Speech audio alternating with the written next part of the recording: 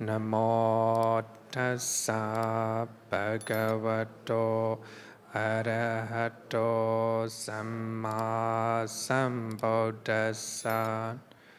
Namo tassa bhagavato arahato samma sambuddhassa. Namo tassa bhagavato arahato samma sambuddhassa. Good evening, everyone. So morality, we talk about Sīla. So in this topic, we'll talk about what is Sīla. And we have a different type of Sīla. And also we will explain about Sīla in details. We'll talk about Sīla in details. And also different level of Sīla. Starting from 5 precepts, we have a 8 precept, 10 precept, like that, right? So different level of Sīla.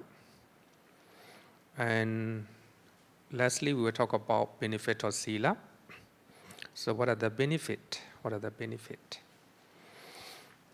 So these are the topic we study in this class. So before I talk about the topic, I want to quote one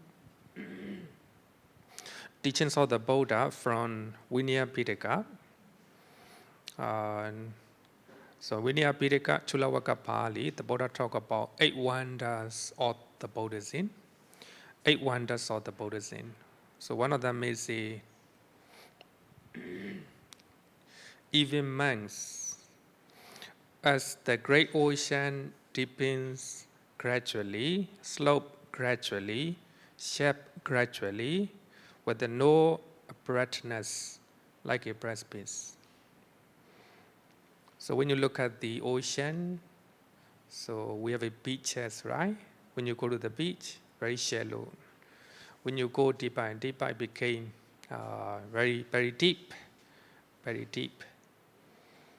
So this is the nature of the ocean. So by giving the nature of ocean, so the Buddha talk about the nature of Buddhism. Even so, monks in this Dhamma and discipline, Dhamma Vinaya, actually the Dhamma and Vinaya, it is a Buddhism. In this Buddhism, so there is a graduate training, a graduate doing, a graduate course with no abruptness, such as penetration of profound knowledge,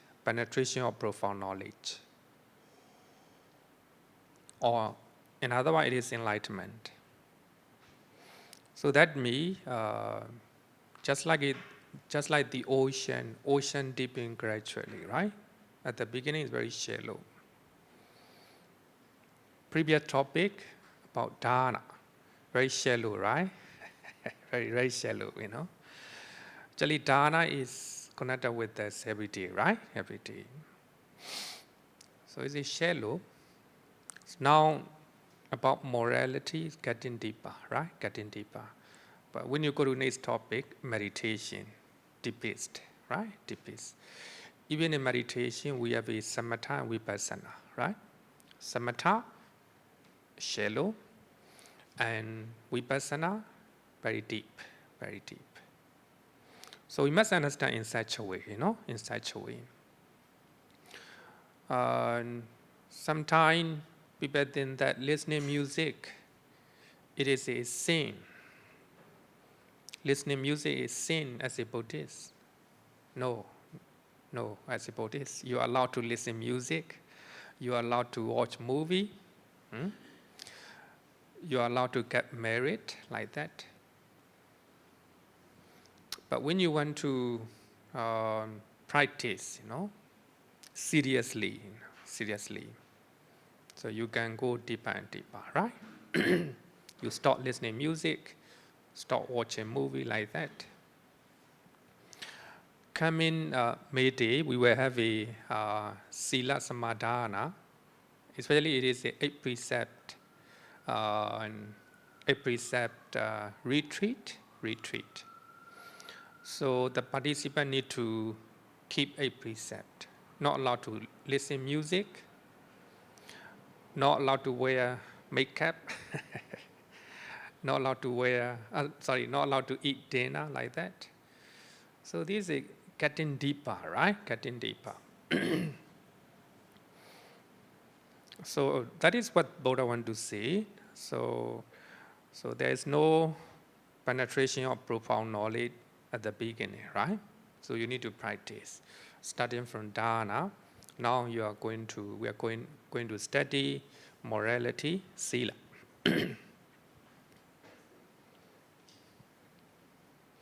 So therefore, dana, sīla, bhavana are gradual training in Buddhism. You can start with the dana, right? Dana is easy. But when you go to sīla, morality, getting difficult, getting difficult. Some people are very generous, even though they are doing,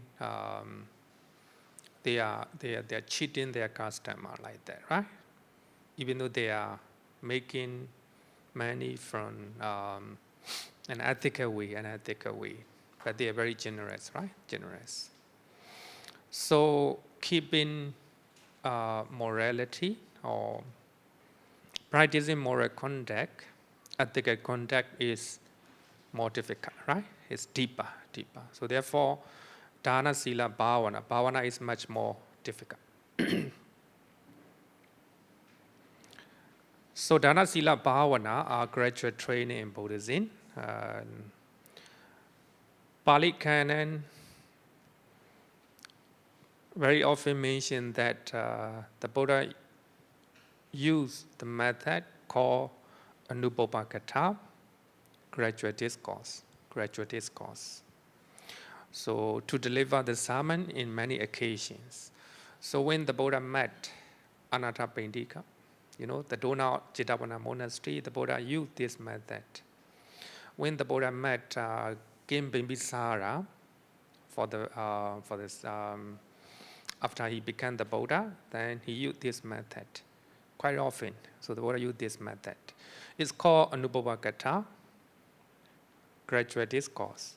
In other words, Bhikkhu Bodhi translate as a progressive discourse. Progressive, getting, So one means, number one, dana-katha, giving or generosity that we already learned, right?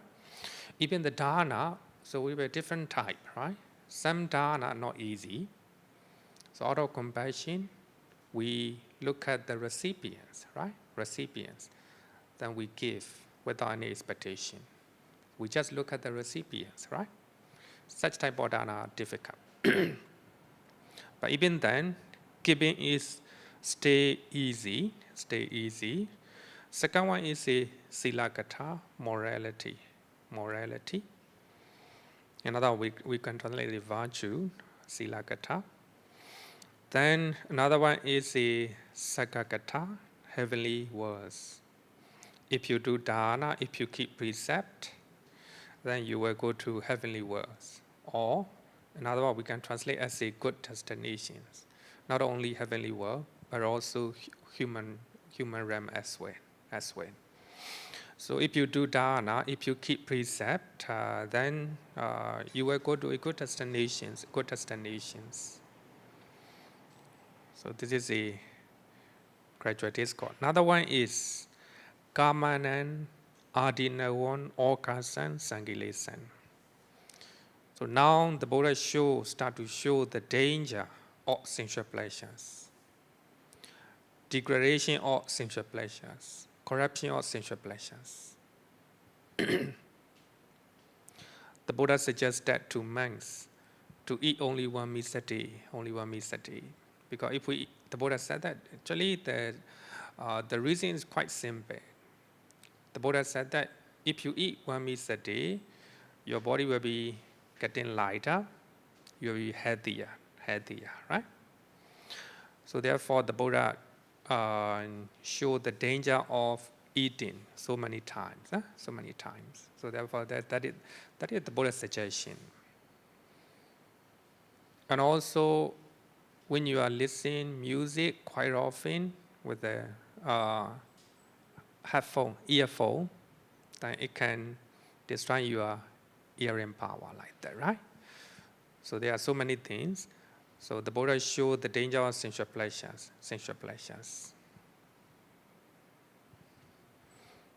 corruption of sensual pleasures. Now getting deeper, right? Getting deeper. Not normal people, not for normal people, this one, This one who really want to practice liberation of the Dharma for the Nibbana, but you need to know number 4, right? Number 4. When you look at beautiful people, right? It's attractive. They are beautiful. But when you really practice the Dharma, you begin to know this body is full of impurities. Not beautiful, right? Not beautiful. Similarly, other people, same thing, right? Same thing. So therefore, this is the danger of sensual pleasures. If you have attachment, beauty, if you have attachment to somebody, then it is very dangerous. It is the original suffering, right? The original suffering. Getting deeper, right? Getting deeper. This one is not normal activities. Those who want to really practice. Then next one is Nikkame Anisansan Pakaresi, the benefit of renunciation. If you renounce sensual pleasures, so many beneficiaries, right? If you renounce sensual pleasures, the Buddha renounced his palace, families, and everything, right? And practice the Dharma, attain enlightenment. His mind is free, free.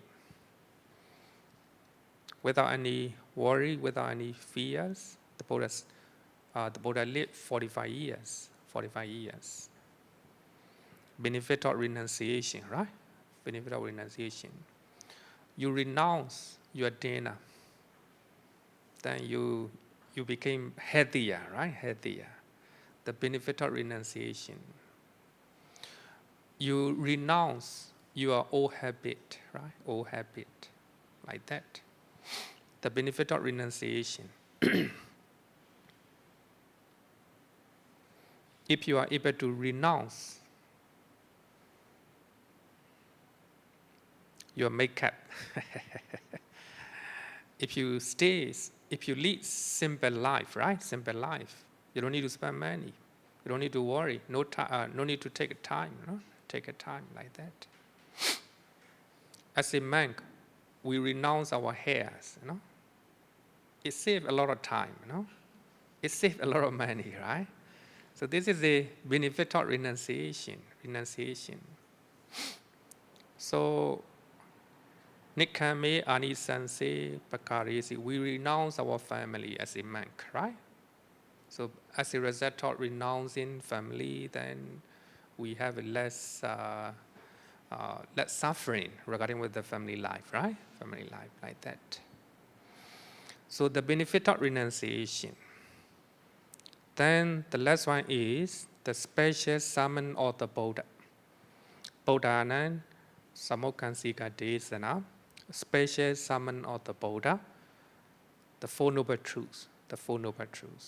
So now you begin to know the danger of sensual pleasures, and also you begin to know the benefit of renouncing sensual pleasures. Then the Buddha talk about Four Noble Truths. So if the Buddha talk about Four Noble Truths right away, people will not listen, they will run away, So for that reason, the Buddha need to talk gradual discourse, starting from the dana, sīla, tisikkhā, and also the danger of sensual pleasure, benefit of renouncing them. And lastly, the Buddha talk about the Four Noble Truths. the Four Noble Truths. What are the suffering? What is the cause of suffering? What is the cessation of suffering, right? Cessation of suffering. What is the path, like that? It's very meaningful, right? That's meaningful. It's called the Gradual Discourse. Morality, Sīla, concentration, Samadhi, and wisdom, Panya. So they are also the Gradual Discourse. Earlier I talked about Dana, Sīla, Bhavana, they are Gradual Discourse, right? Now, another method, morality, concentration, and wisdom, also Gradual Discourse. So they are called Threefold Trainings, tisikkhā. So in many suttas, so they are mentioned as a gradual path to purity. Gradual path to purity. So that means if you want to get purity, in other words, nibbana, start with the moral conduct, morality.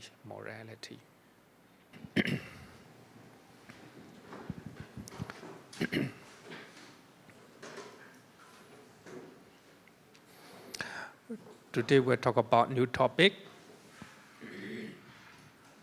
morality or Sīla. Morality. Sometimes we call it ethic, right? Ethical conduct. Sometimes we call it virtue, like that. So morality, we'll talk about Sīla. So in this topic, we'll talk about what is Sīla. And we have a different type of Sīla. And also we will explain about Sīla in details. We'll talk about Sīla in details. And also different level of Sīla. Starting from 5 precepts, we have a 8 precept, 10 precept, like that, right? So different level of Sīla. And lastly, we will talk about benefit of Sīla. So what are the benefit? So these are the topic we'll study in this class. So before I talk about the topic, I want to quote one teachings of the Buddha from Vinaya Pitaka. So Vinaya Pitaka, Chulavaka Pali, the Buddha talk about 8 wonders of the Buddhism. 8 wonders of the Buddhism. So one of them is even monks, as the great ocean deepens gradually, slope gradually, shape gradually, with no brightness like a precipice. So when you look at the ocean, so we have a beaches, right? When you go to the beach, very shallow. When you go deeper and deeper, it became very, very deep. So this is the nature of the ocean. So by giving the nature of ocean, so the Buddha talk about the nature of Buddhism. Even so, monks, in this Dhamma and discipline, Dhamma Vinaya, actually the Dhamma and Vinaya, it is a Buddhism. In this Buddhism, so there is a gradual training, a gradual doing, a gradual course, with no abruptness, such as penetration of profound knowledge, or in other words, it is enlightenment. So that means, just like the ocean deepening gradually, right? At the beginning, it's very shallow. Previous topic about dana, very shallow, right? very shallow, you know. Actually, dana is connected with us every day, right? Every day. So it's shallow. Now about morality is getting deeper, right? Getting deeper. But when you go to next topic, meditation, deepest, right? Deepest. Even in meditation, we have a samatha and vipassana, right? Samatha, shallow, and vipassana, very deep, very deep. So we must understand in such a way, in such a way. Sometimes people think that listening music, it is a sin. Listening music is sin as a Buddhist. No, as a Buddhist, you are allowed to listen music, you are allowed to watch movie, you are allowed to get married like that. But when you want to practice, seriously,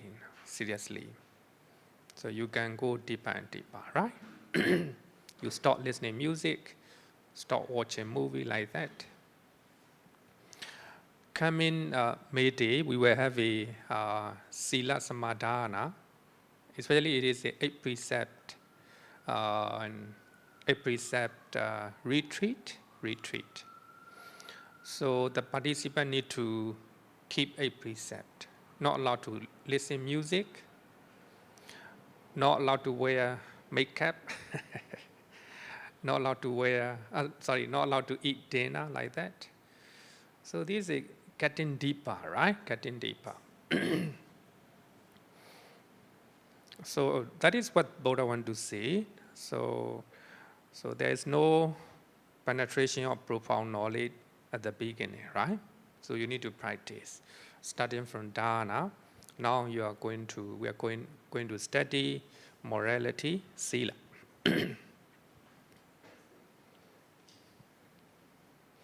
So therefore, dharana, sīla, bhavana are gradual training in Buddhism.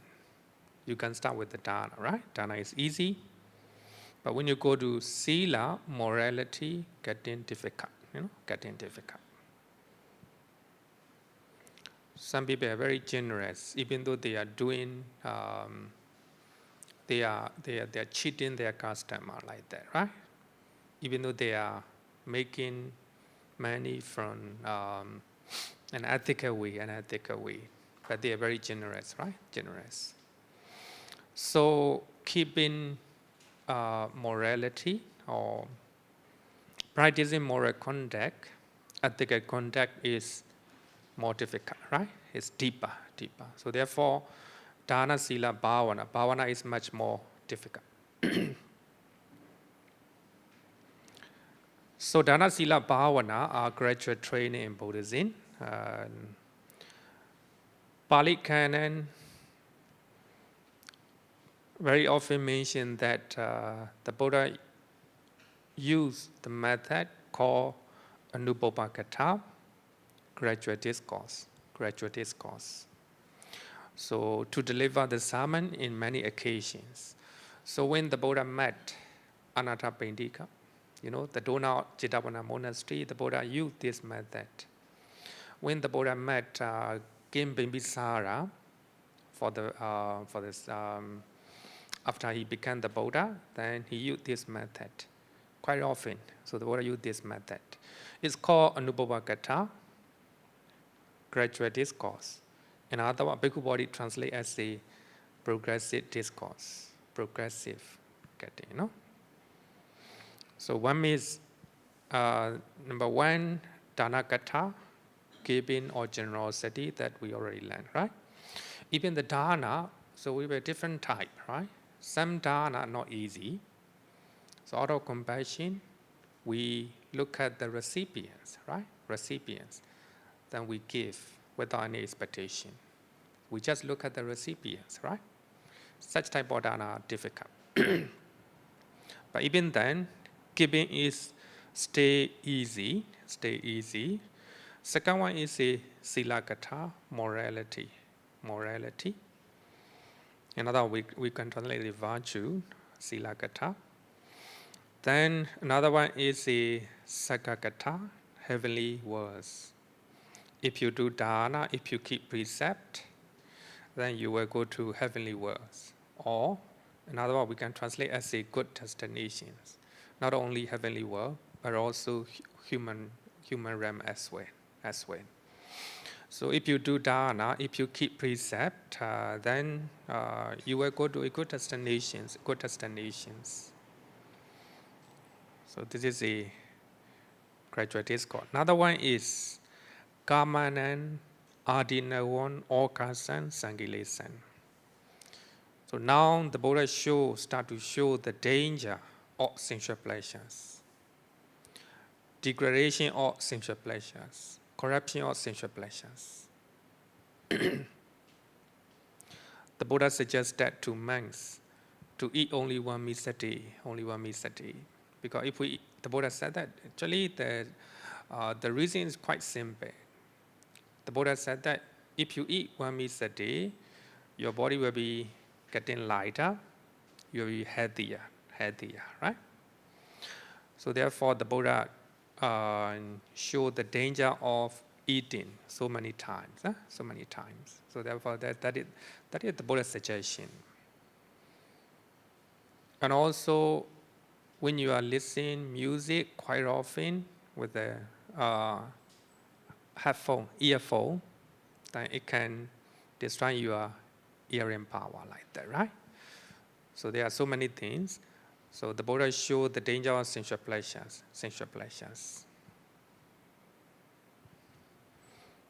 Corruption of sensual pleasures. Now getting deeper, right? Not normal people. Not for normal people, this one, This one who really want to practice liberation of the Dhamma for the Nibbana.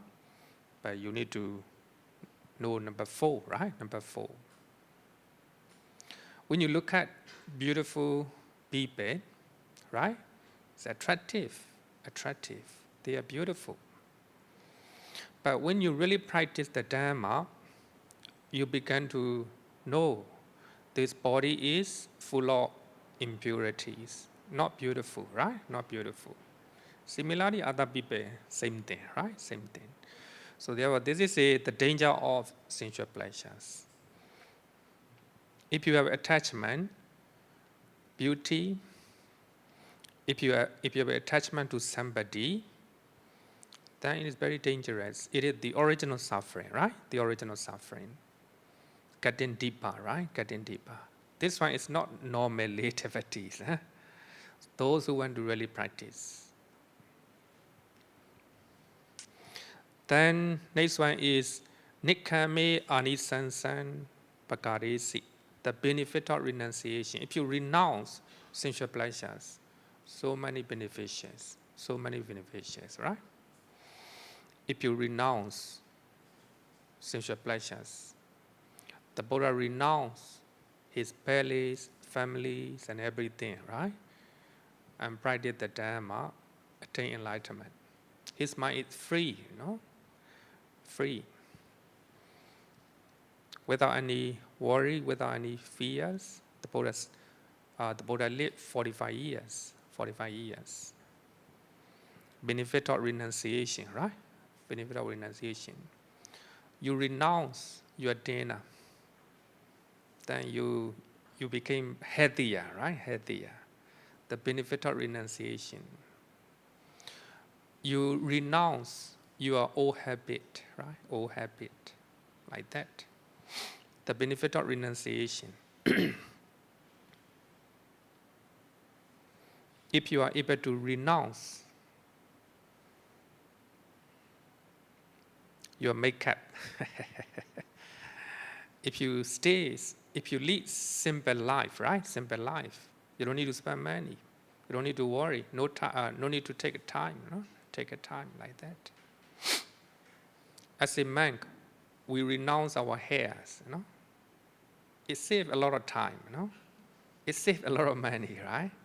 So this is the benefit of renunciation. So Nikkame Anisanse Pakaresi, we renounce our family as a monk, right? So as a result of renouncing family, then we have less less suffering regarding with the family life, right? Family life, like that. So the benefit of renunciation. Then the last one is the special summon of the Buddha.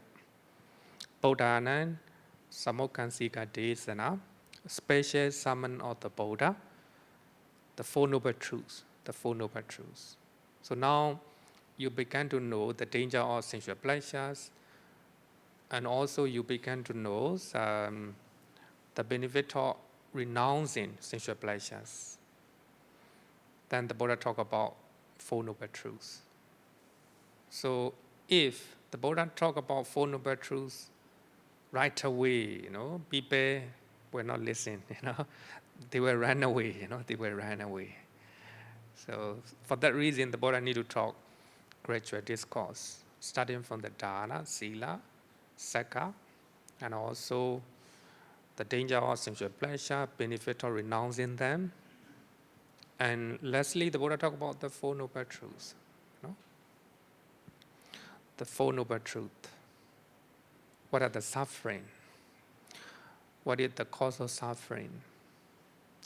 What is the cessation of suffering, right? Cessation of suffering. What is the path, like that? It's very meaningful, right? That's meaningful. It's called the gradual discourse. Morality, sīla, concentration, samadhi, and wisdom, panya. So they are also the gradual discourse. Earlier I talked about dana, sīla, bhavana, they are gradual discourse, right? Now, another method, morality, concentration, and wisdom, also gradual discourse. So they are called Threefold Training, Threefold Trainings, tisikkhā. So in many suttas, so they are mentioned as a gradual path to purity. Gradual path to purity. So that means if you want to get purity, in other words, nibbana, start with the moral conduct, morality.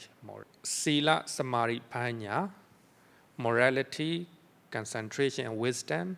So they are the gradual path to purity. In other words, gradual path to nibbana. So they are number one, higher training in morality. We call it higher training, very high. A tisikkhā, a sīla tisikkhā, higher training of the mind. In other words, higher training in concentration, samadhi. A tisikkhā. In the sutta, they call a tisikkhā. When you have a concentration, so your mind is very calm. So therefore, we call it tisikkhā. The last one is higher training in insight or wisdom. So we call it sīla, samadhi, panya, right?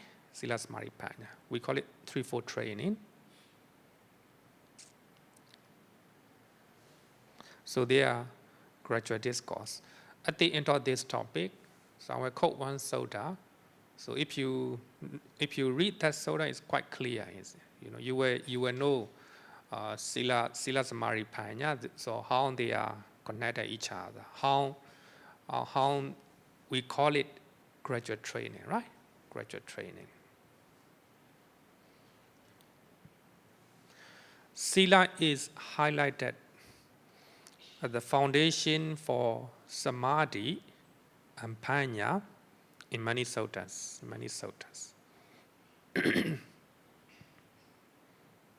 So therefore, when you go to meditation retreat, normally you have to observe a precept, right? Because sīla is foundation for samadhi as well as a panya. So in many sutta, so one of them is, we call it Catta Sutta from Saunda Nikaya, chapter 1, sutta number 23. So in Catta Sutta, the Buddha answered the question asked by a deity regarding with the method how to escape from internal and external tangle.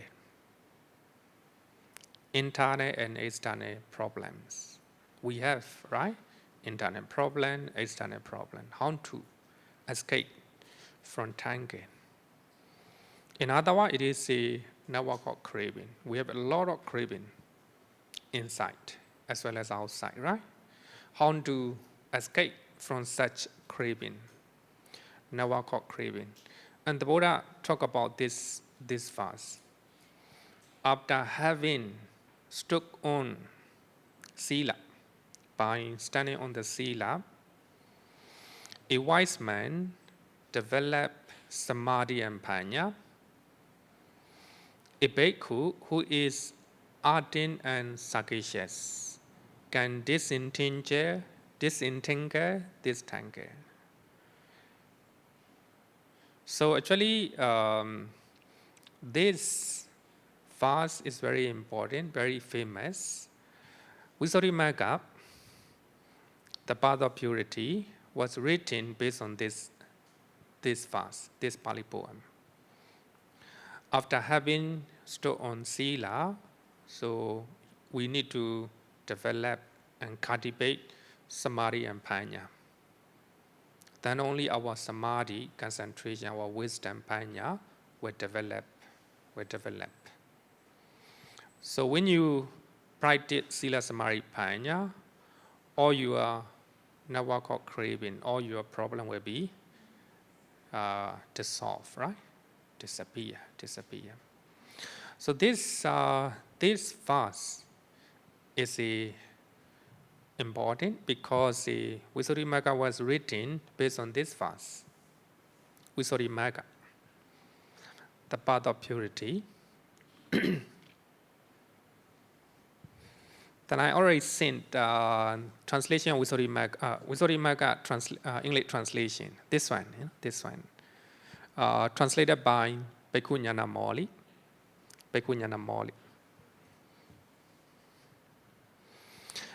So, what is Sīla? What is meditation? To talk about the last topic, so I will quote Visuddhimagga quite often because it's important for us. Also rely a bit. When you see the quotation, then you can go and read by yourself, right? I was requested to teach Visuddhimagga, this book, you know. It will take a lot of time to teach this one, you know. Maybe I forgot to tell her. If you attend this course, if you learn Sīla and Bhavana, then you don't need to learn this book. Actually, I already quoted this one, right? You yourself go and read it. It's not difficult anymore.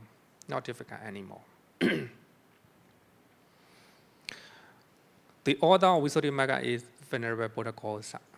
He is from India, and he was a very intelligent and well-versed in the Pali Canon. And his teacher told him to go to Sri Lanka and to translate commentaries into Pali. The commentaries are further explanation of Pali Canon. So Pali Canon is kept in Pali language. The commentaries are written down in Sinhala language, in local language. So therefore, Venerable Buddha Kosa was his teacher taught him to go to Sri Lanka and translated commentaries which are written down in Sinhala. So therefore, he went to Sri Lanka.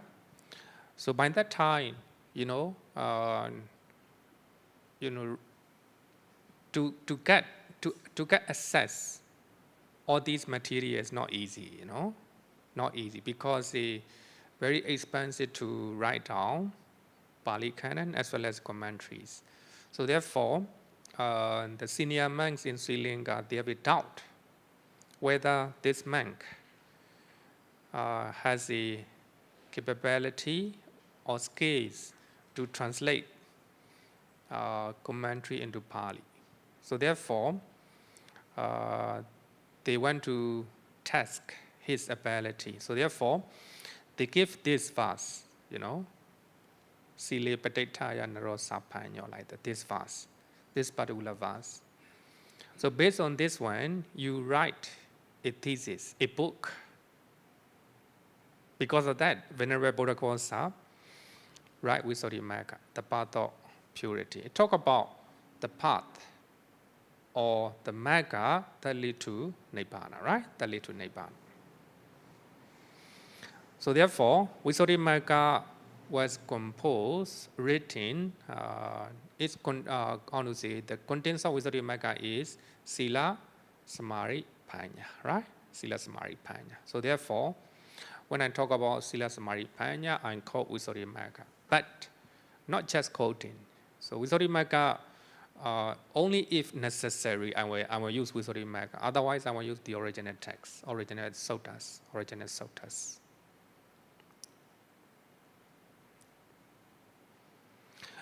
Visuddhimagga is the most authoritative Theravada text outside of Pali Canon.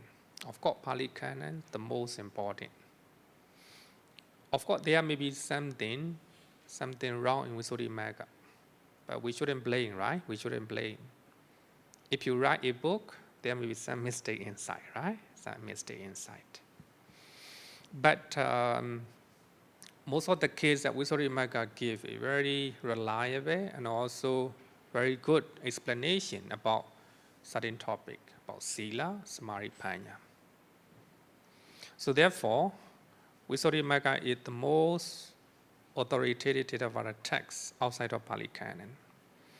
It is used as a meditation manual by the Theravada monks throughout the ages. Meditation manuals. So if you want to become a meditation master, you need to know Visuddhimagga.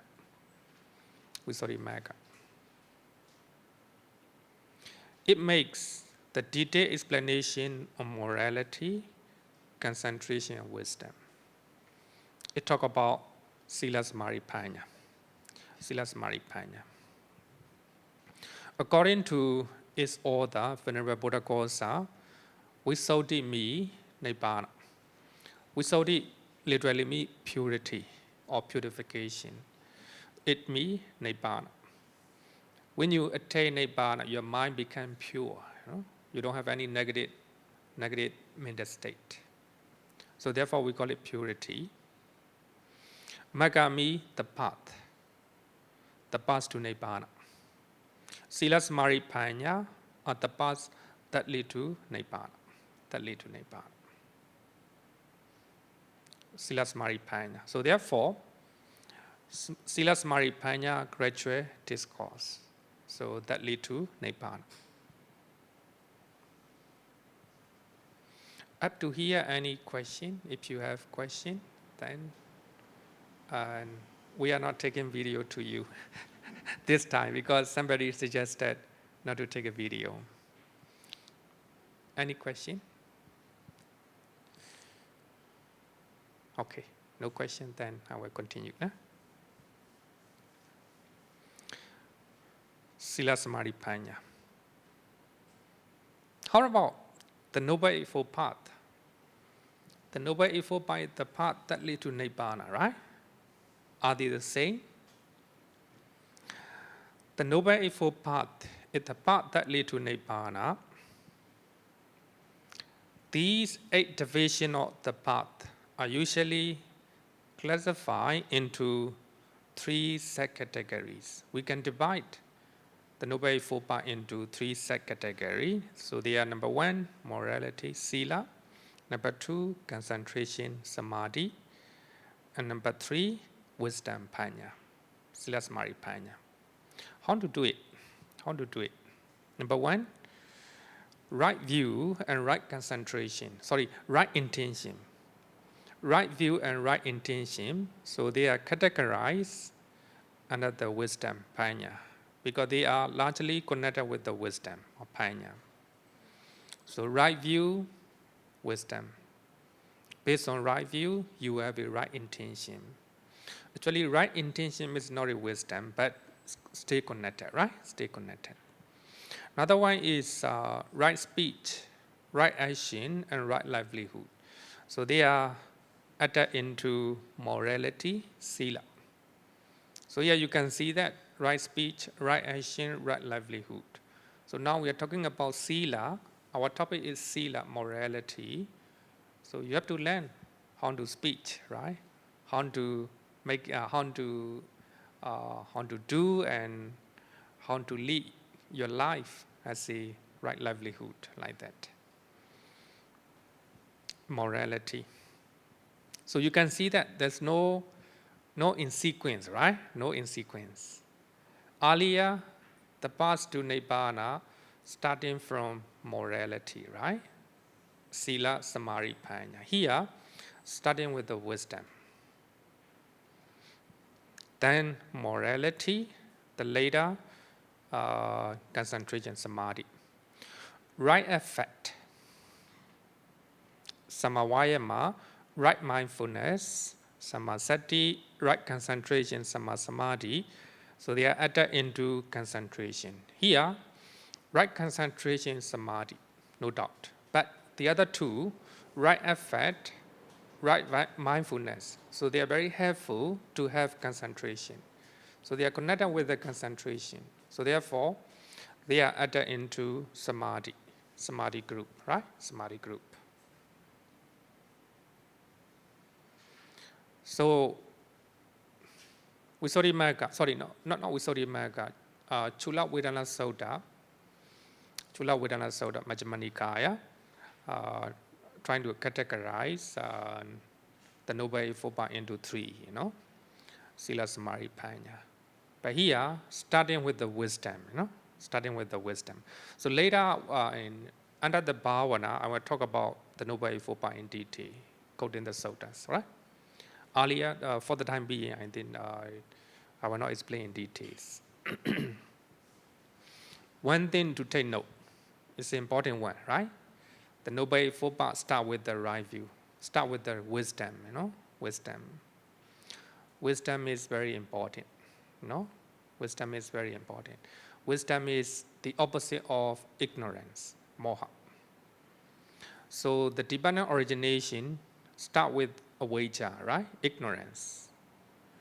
So dependent origination talk about the original suffering and also sensational suffering.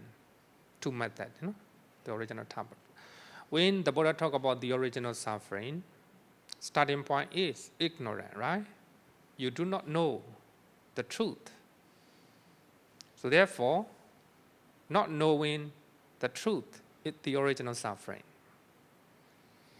But right view is opposite of ignorance. If you know the truth, right? If you know the truth, it will be the original cessation of suffering. So therefore, the Noble Eightfold Path start with the right view. It's very important, right? Very important.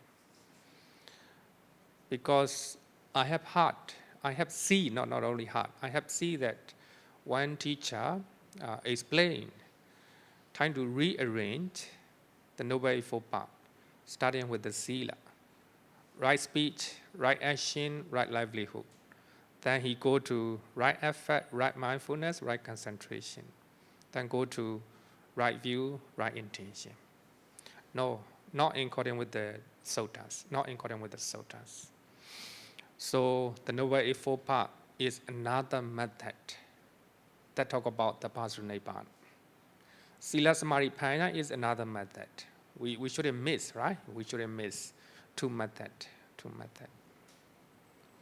But in the suttas, after right concentration, another two factors follow. Right knowledge, Samma jnana, right knowledge. So when you have a concentration, deep concentration, you will have a right knowledge, knowing the truth, knowing as it is. Then after that, you will have a right liberation, Samma vimukti. Your mind will be liberated from suffering, from negative mental state. So altogether 10, right? 10 factors. So based on the Noble Eightfold Path, followed by 2 factors, right knowledge and right liberation. So we will go in detail in later part. So for the time being, it's important to know different method. So the Buddha used different method to talk about the path to Nibbana, right? The path to Nibbana. So regarding with the Noble Eightfold Path, I want to quote what Mr. Reed David said that. Mr. Reed David, Professor Reed David. He was a British scholar of the Pali language and expert in the teachings of the Buddha. And also he is a founder of the Palita Society, PTS, PTS. PTS is a very well-known society. So when you are going to do academic study, you need to read PTS books, Palita Society books. So he is a founder of Palita Society, and he said regarding with the Noble Eightfold Path, he is a British from England. Actually, his father and mother, so they are Christian priests, not a normal lay person, Christian priests. So he was educated as a Christian. So he was assigned to Sri Lanka as a government staff. By studying, he began his so much interest in Buddhism. So later he became Buddhist. And he said that Buddhist or no Buddhist, actually I didn't change any how to say anything. I quote, Buddhist or no Buddhist, I have examined every one of the great religious system of the world, and none of those have I found anything to surpass in beauty and comprehensiveness the Noble Eightfold Path of the Buddha. So he said that the Noble Eightfold Path is the more beautiful, the more comprehensive teaching. I am content to shape my life according to that path. I quote, I'm content to shape my life according to that path. If you really want to, if you are living according with the Noble Eightfold Path, most of your problem will be dissolved, disappear. It is the path to purity of the mind, purity of the body, right? Purity of the body.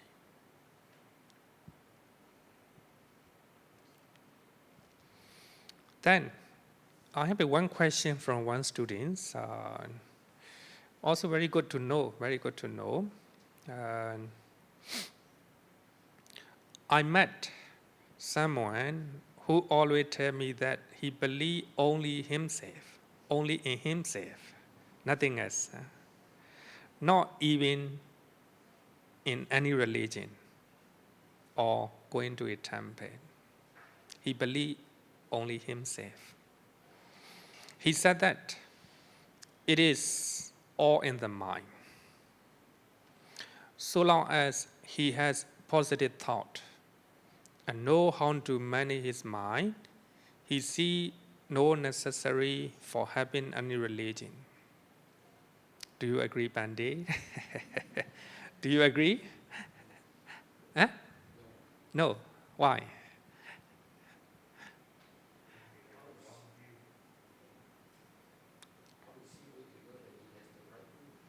Okay.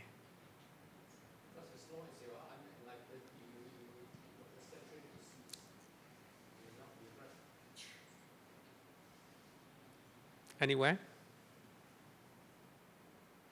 If you do not come to temple, you will not be right view, right? Not necessarily you must go to the temple, but you must have the teaching or the guideline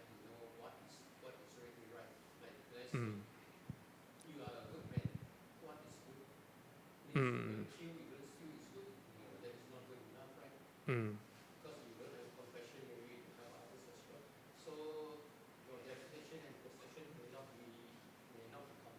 Not enough. Not enough. Anyone? What if we have positive thought and all that what he said, and he don't go to temples or any religion, all that, Yeah. so what if he have the positive thought and have what the other guy who said, right? You know, he don't kill, he don't do all these things. So is he having a right view? Yeah, we can say so positive. Here, we have to look at the second line, We have, don't forget second line. Has a positive thought and know how to manage his mind. If he really have a positive thought, if he know how to manage his mind, right? I don't know whether it is truth or not. It's another story, right? Another story. Anyone? I heard before, like, in order to have right view, there must be two conditions. Firstly, somebody must be speaking, telling you about the Dharma, and then you must be paying right attention to what is being told to you. So I guess, like, with this, the Noble Eightfold Path start with right view. So you still have to go somewhere to listen. Somebody must be telling you something and you listening to get the right view. Yeah. So that's something I want to share. Yeah. It's a. You're right. So here, maybe I want to talk about my own view. It's very good point. Very good point. So firstly, he said that he believed in himself.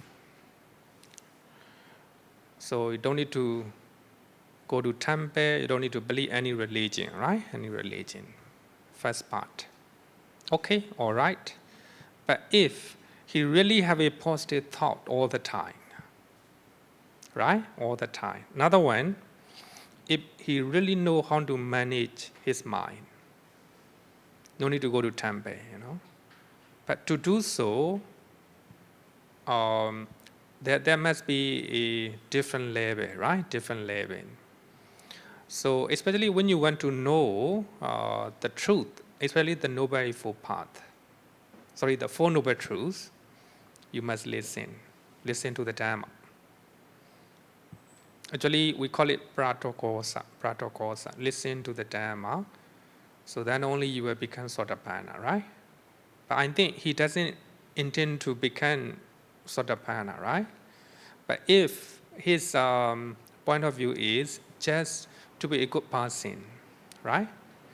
If he want to be a good person, of course, it's all right not to go to temple, not to have any religion, right? So therefore, we have so many free thinkers, so many atheists, right? Atheists, it's all right. It's all right. As long as you have a positive thought, and as long as you're not harming other people, right? That is another level. But if you want to attain enlightenment, if you want to go to higher and progressive achievement, as you said, I think we have to listen to the Dhamma, right? Actually, from online, if you do not come to temple, you can listen the Dhamma talk online, at least, right? So therefore, different level, right?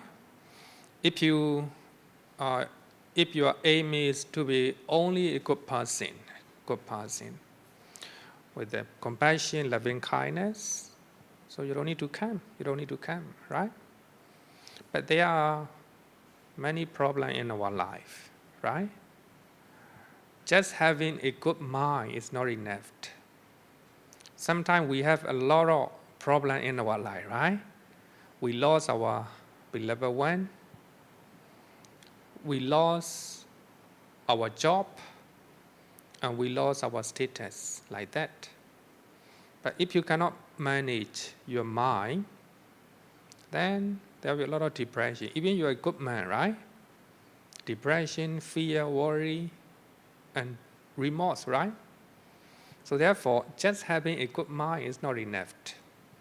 You need to know how to manage, right? How to manage your mind. But here he said that how to manage his mind. If he really he really know, okay, but then I don't think so. I don't think so. I don't think so, right? So therefore, I think coming to temple is important. Some people may absent from this class, right? So we have a recording. I will listen to the recording. I can save my time, right? I can save my time. They may think that. Coming to temple take a lot of effort, a lot of time, right? A lot of time. But you sit down here, whether you like the topic I say or not, you still have to sit down, right? You still have to sit down anyway. Even you are sleepy, right? Sleepy.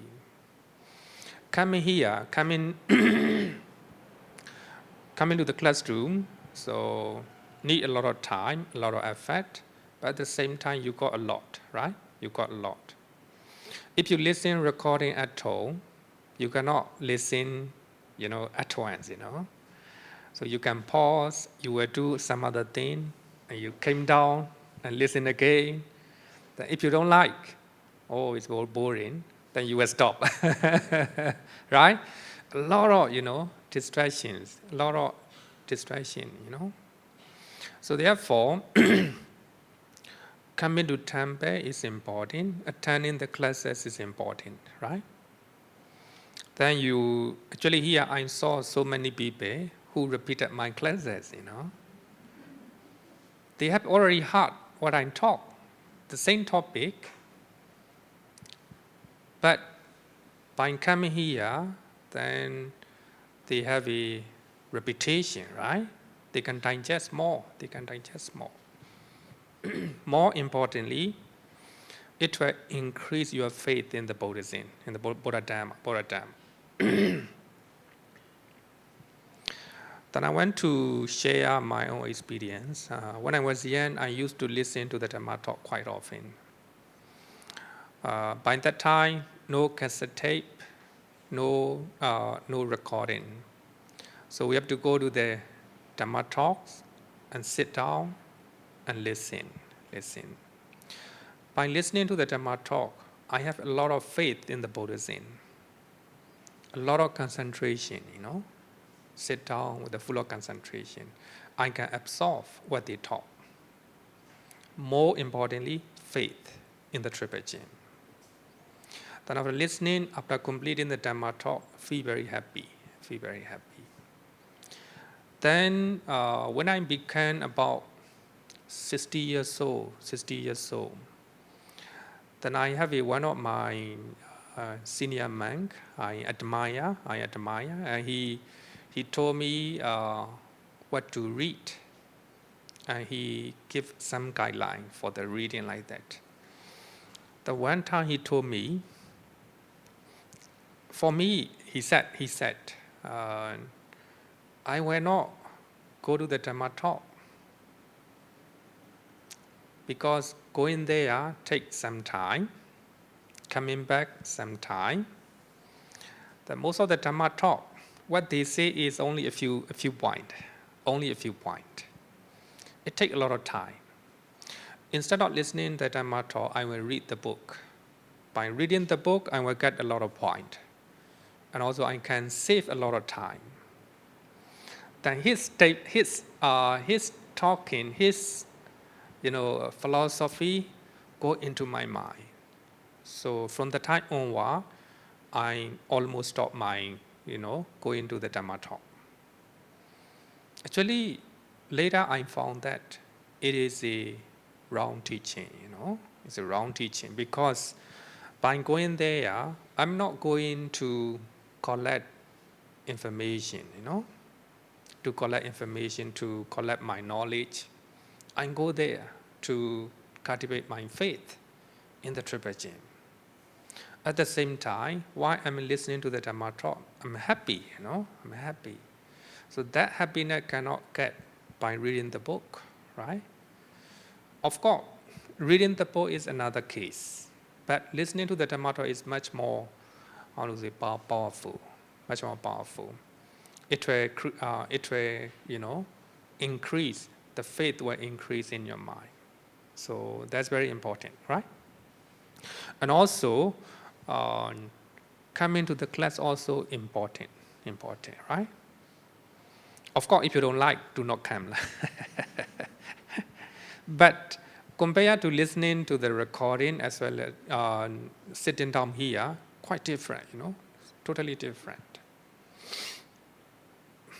So therefore, I always talk to some devotees who always come to our temple to share the merit. So their family member die, they come to temple, and not only one, all the family members, they will come together, and they share the merit. It is not just sharing the merit. It also, you have a respect to your departed one, right? Respect. And also you remember their gratitude. Not easy to come to temple, Not just sharing the merit. It is about gratitude and respect to departed one, right? Departed one. So therefore, coming to temple is important. If you go to temple, then you will have a peace of mind, right? Peace of mind. When I study English language in Yangon, then after my class, I normally go to the pagodas, sit down there. It's very peaceful, In the class, I need to learn, I need to practice my speaking. Then my mind is not peaceful. Then I have to go to not every day, of course, quite some time, most of the time, I will go to pagoda and sit down there, It creates a lot of peace in the mind. I think because of that, I can stay as a Buddhist monk. So many of my friends, they disturb because they forgot to cultivate faith in the Triple Gem, Faith in the Triple Gem. Knowledge alone is not enough, You need to cultivate your faith as well. Okay. Anyone who want to discuss? Okay. Can you use microphone? Maybe this friend who writes this question, he could be a private Buddha. Sorry? Private Buddha. Silent Buddha. Silent Buddha. Of course, if he is a silent Buddha, better. No need to come to temple. Yeah. Okay, so then next one. Oh, okay. I just like to share my view. I feel sorry for this guy because he should have learned more things like the self, the three characteristics, especially with the anatta, and of course impermanence everybody know. And of course, I suppose he also doesn't suffer, so he doesn't know what is suffering. I mean, give him the benefit of the doubt that he's not suffering. So, but he should have come and at least know there's no self. Yeah, I'm practicing very hard. In passing remark on this person, I'm also guilty of having a self now. That's all I want to share. Thank you. Good point. It's a good point. Yeah. Yeah, actually, the purpose of coming to temple is to have a faith in the Triple Gem and also peace of mind. Most importantly, actually here in our temple we have a lot of classes, right? A lot of classes where different teachers are teaching. You can choose anyone, right? You can choose anyone. If you are coming and attending the classes, you will have a right view. If you have a right view, you have a right intention. Right intention, based on right intention, you will have a right speech, right action, right livelihood, etc., right? The Noble Eightfold Path. The Noble Eightfold Path.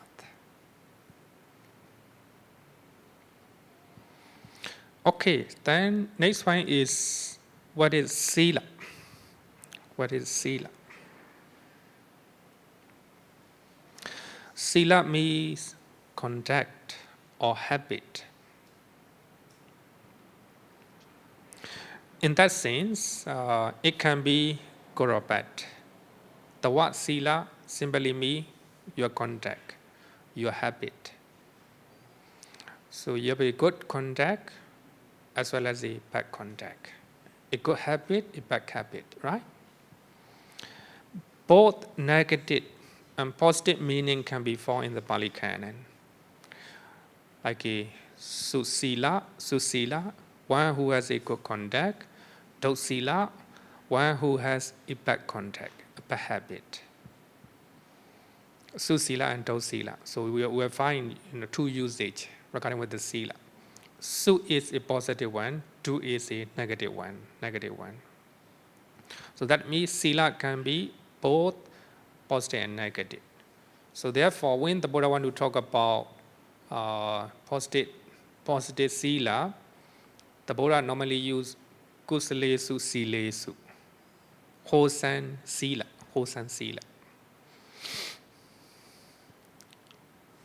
But mostly the term Sīla is used in the sense of positive conduct in the Pali Canon, like a Sīlawa, Sīla Sampano, endowed with the virtue of morality.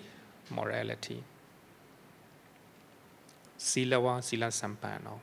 So that means sometimes Sīla can be both positive and negative. Positive conduct, negative conduct. But most of the time, so Sīla is used as a positive term, like a Sīlawa, Sīla Sampano, endowed with the Sīla. Sīla can be translated as a morality or moral conduct, virtuous behavior. Bhikkhu Bodhi translate especially in Anguttara Nikaya, he used the word virtuous behavior, Sīla. Sometimes simply as a virtue, discipline, restraint, ethic. So you can use, you can use.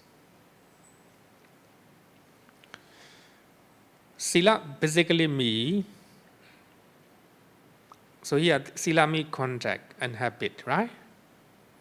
It can be good and bad. Sīla basically means a conduct or behavior that control your body and speech. Two things, your body and speech. And also that use your body and speech. So number one, controlling your body and speech. Number two, using your body and speech. Number one, not to do any evil deed. You control your body not to do any evil deed. That is a Sīla. Just like a killing, right? Stealing. So you try to control your body not to kill, not to harm, not to speak, not to tell lie like that. So you need to control your body and speech. Not to do any evil deed. Second one is to do good deed. You use your body and speech to do good deed, right? To do good deed. Having the class, running the class, running the meditation course like that. It is a Sīla, right? It's a Sīla. We call it service, rendering your service. We are vacha. It is a Sīla because you use your body and your speech, to do good deed. You heartily smile to somebody, You use your body to do good deed, to wear a smile, right? Not easy, right? Not easy. It is also Sīla. So you're trying to use your body and speech, right? Body and speech. So actually, do's and don'ts. Do's and don'ts are two aspects of morality. You don't do unwholesome deed. You do wholesome deed by using your body and speech, right? Your mouth. So that is a Sīla. So do's and don'ts are two aspects of morality. So I will quote one verse from Dhammapara. This one also very famous one. Especially in the Buddhist country, especially in Sri Lanka, they normally know this one. Most of the people know it because this one is chanted. I think most of the religious ceremony.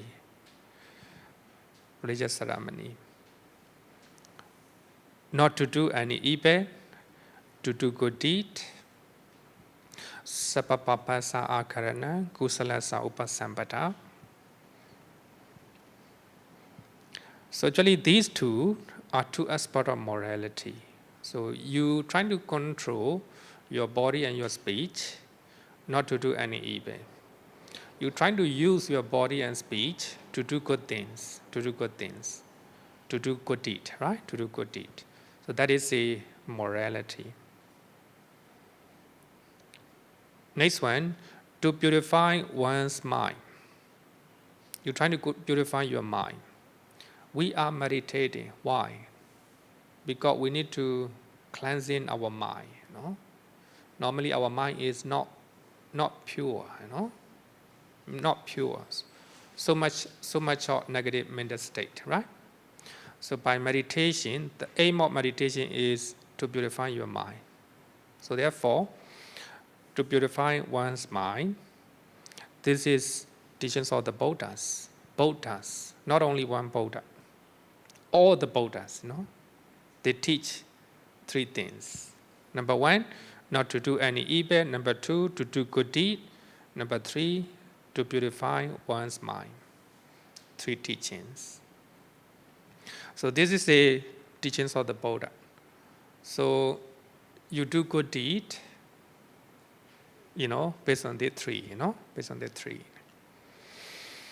So therefore, when somebody asks, what is Buddhism? What is Buddhism? Can you tell me what is Buddhism?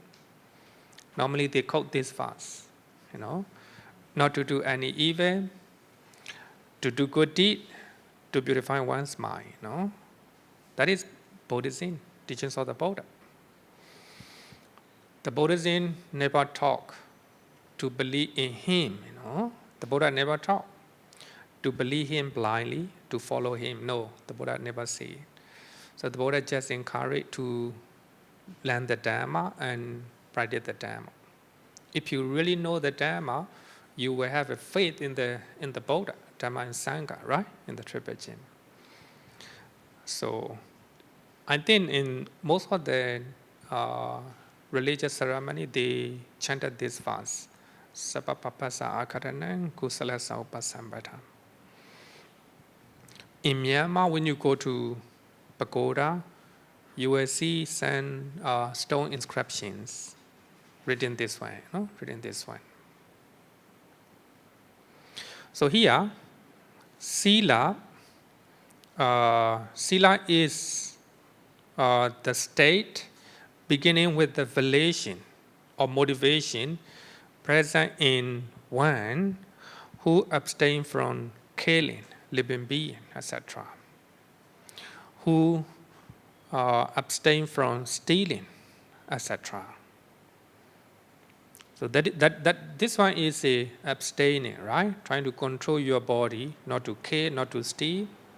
Another one is one who fulfills the practice of the duties. The practice of the duties. You have a motivation to fulfill your duty as a father, as a mother, as a daughter, like that, right? That is a Sīla. If you are taking care of your mother, your father, that is a Sīla, you know. It's a higher than dana, higher than dana. Some people may provide financial support, right? Some people, they financially they support to their mother, not emotionally, right? Not helping them. So here, if you are taking care of your mother, your father, that is a Sīla, very high, higher training of Sīla. So therefore, two aspects of Sīla is to control, to abstain from unwholesome deed, and to fulfill or to practice wholesome deed, right? Wholesome deed.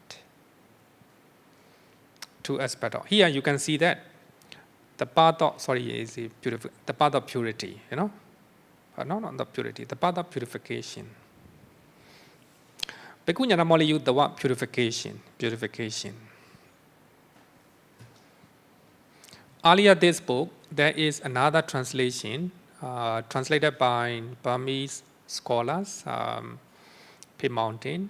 He used the path of purity. The path of purity. I think it's the same, right? Same.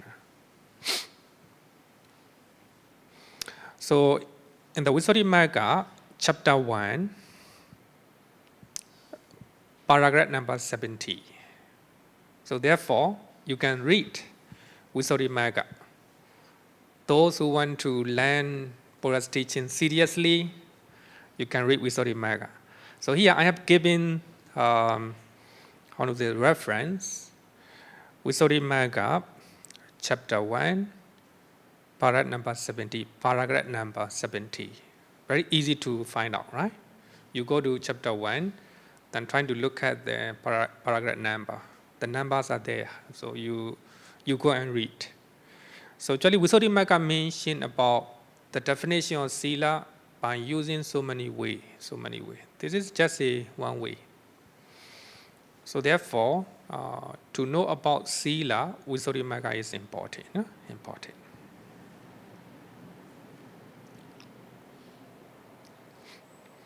The commentary mentioned three kinds of morality, three types of morality as the basis of meritorious deed, Punyakriya Vatu. So they are number 1, morality, number 2, respect, number 3, service, Vayavasa. So now here we will Mr. LS and our cameraman, right now. So they are rendering their service, right? It's a Sīla. It's very higher than dana, right? Higher than dana. It's not easy to render service. So we have a management committee here, right? So they are rendering their service. Because of that, temple is running, right? Temple is running. We can run the temple. So respect. If you respect to elderly people, if you respect to your children, your parents, your friend, so that is also Sīla, also Sīla. So the commentary explanation, 3 types of Sīla, morality. Morality is that we are going to learn, and also respect to other people also, a kind of Sīla. Rendering your service also a kind of Sīla. We call it Vayavacha.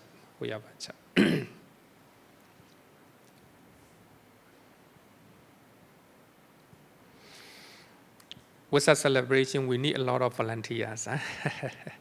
we need a lot of volunteers. So if you render your service for the temple, not for the temple, for many people, right? You are helping other people, right? To learn the Dhamma, and also to have a lot of good deed. So we have a 10 basis of meritorious deed. Actually, I have already talking about, right? Earlier, when I introduced Pali Canon, I talk about these are the topics that we will learn, right? That we will cover. Morality, respect, service.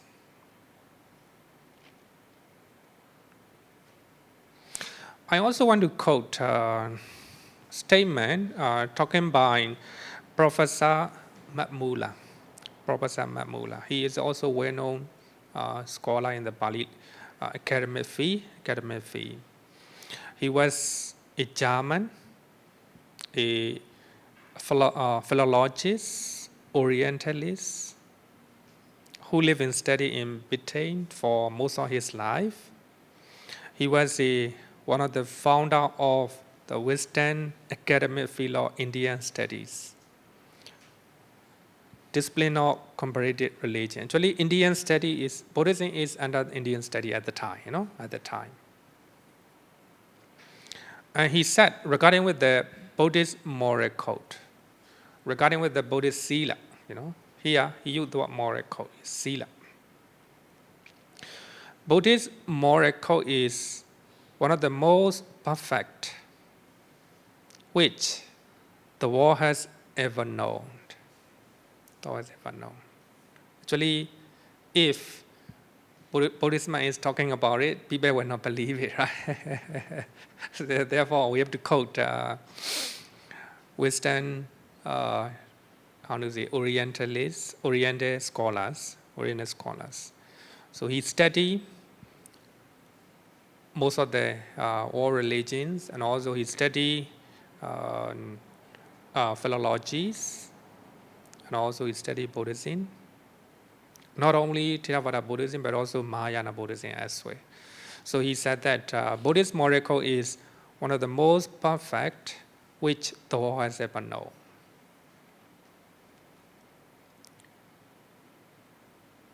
Okay, then I talk about different type of Sīla. So firstly, I want to quote Visuddhimagga chapter 1, para number 26. So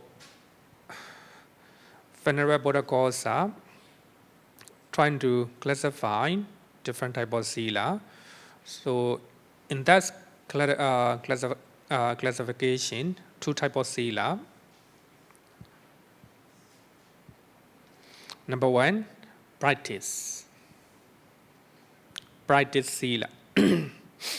In Pali, we call it Charita Sīla. Practicing positive moral behaviors and positive moral contact. If you pay respect to senior people, right? Senior citizens, it is a kind of Sīla. You give your seat to the senior citizen on the train, on the train. It is also Sīla. Then you do not throw your,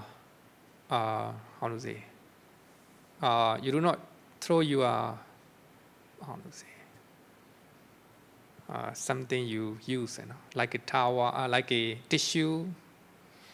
After using your tissue, you are not throwing this one, Then you try to find out the dustbin and put it into the dustbin.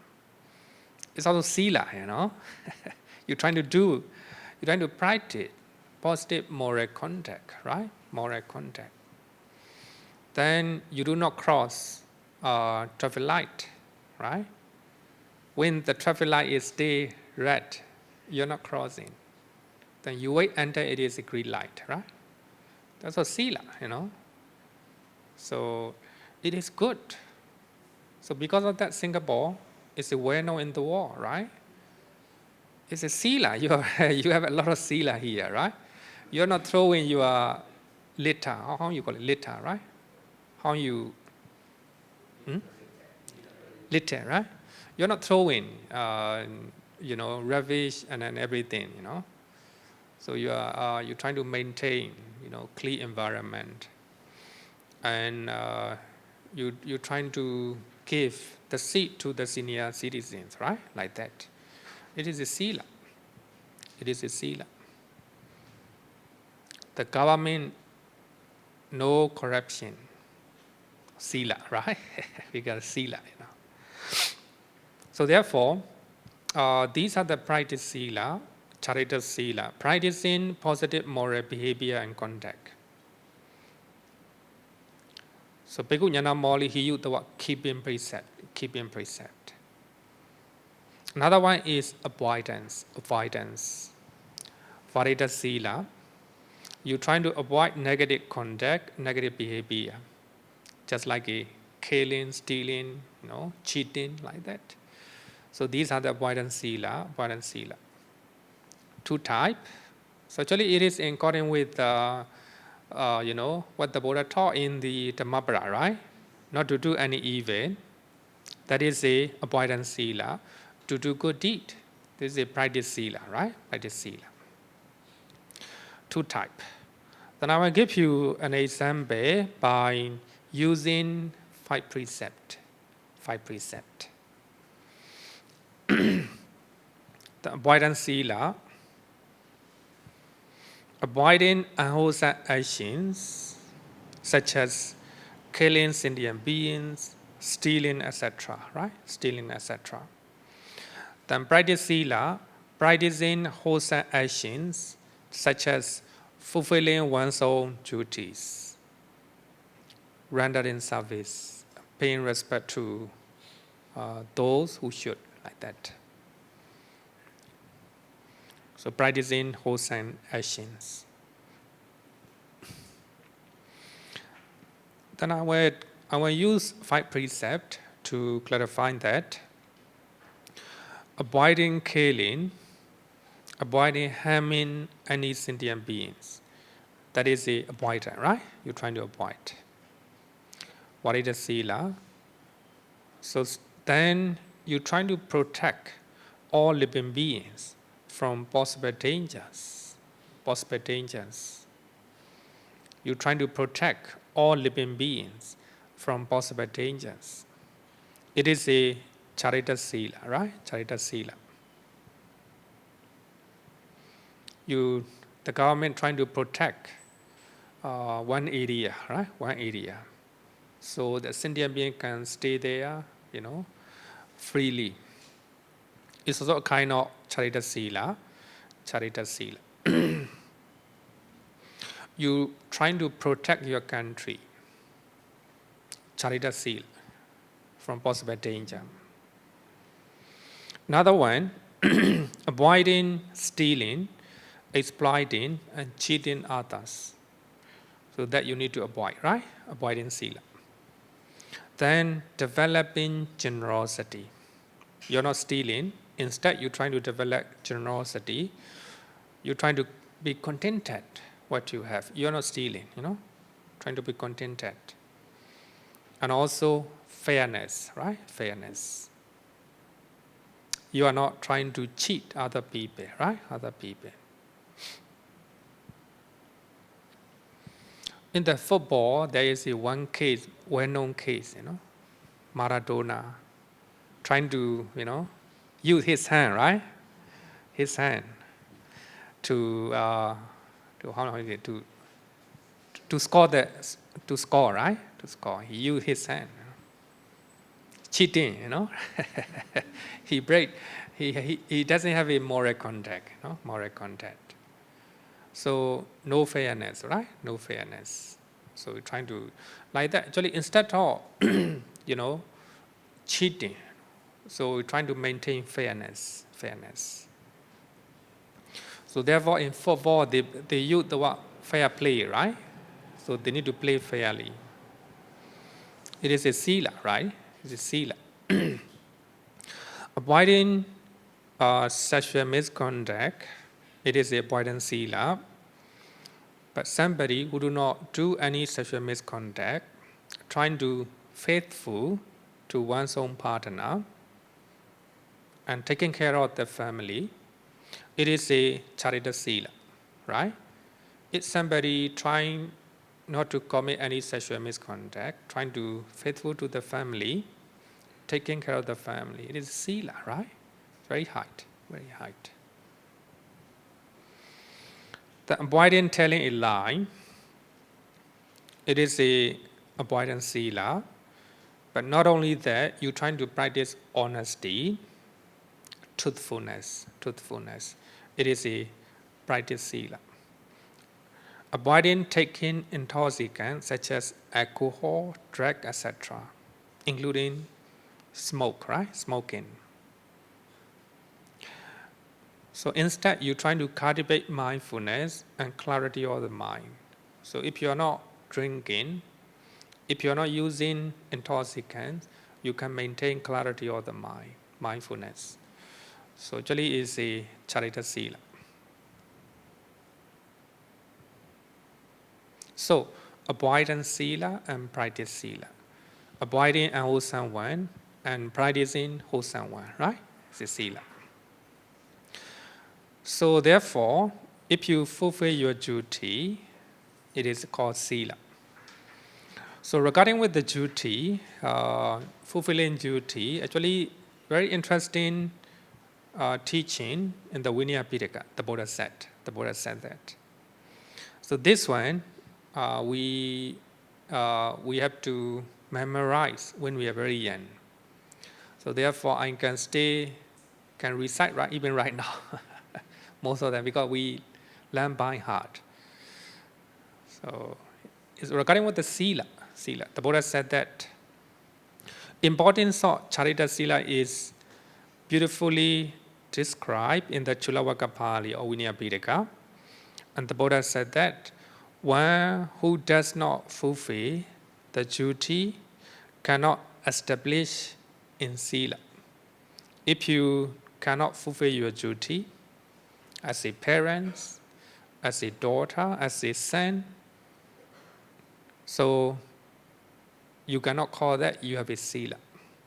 So that means you need to fulfill your own duties. If you are husband, you need to have a husband duty, right? If you are a wife duty. So you need to fulfill it. Otherwise, cannot establish in Sīla. One who doesn't establish in Sīla cannot acquire mental composure or mental concentration. If you are not fulfilling your own duty, then you cannot acquire concentration or peace of mind. Because you have a regret, right? Regret. If you have a regret, no peace of mind. The one whose mind is wavering, like the flag in the wind, not tranquil, then cannot see the Dhamma, cannot see the truth, cannot see the truth. One who does not see the Dhamma cannot escape from suffering. So here it is a dependent origination, one after another, right? So if you cannot fulfill your duty, you cannot get mental composure or peace of mind. If your mind is not tranquil, not peaceful, then you will not see the Dhamma, the truth. If you cannot see the Dhamma, then you cannot escape from suffering, right? So therefore, Sīla is very important. Sīla is foundation to have concentration, right? Concentration. So therefore, we need to fulfill our own duties. We need to practice Sīla. Then only we will have a peace of mind. We will have a concentration. Only our mind is concentrated. We will have a enlightenment, understanding or wisdom. No? Wisdom. Okay, so we still have 5 minutes. Any question? Any question regarding with the Sīla?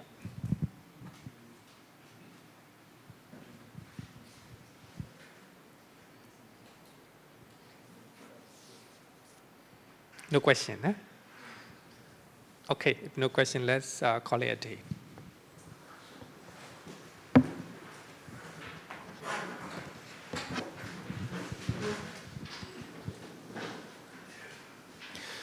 Yo varatam bhavaro manu jesu sakya muni bhagavata kecho paragato bala viriya samangi Tan sukatan saranathamupemi Ragavi ragama ninjama sokan Dhamma masanggatama patikulan Madura mimamba kunan suvipatan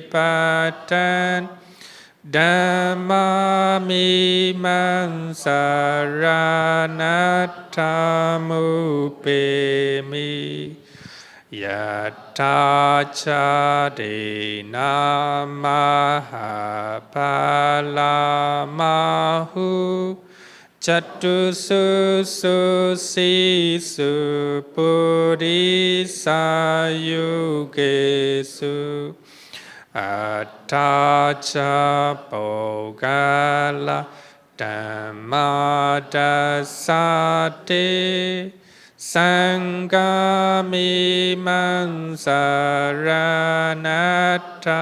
mupemi Satu, satu, satu. Good night, everyone.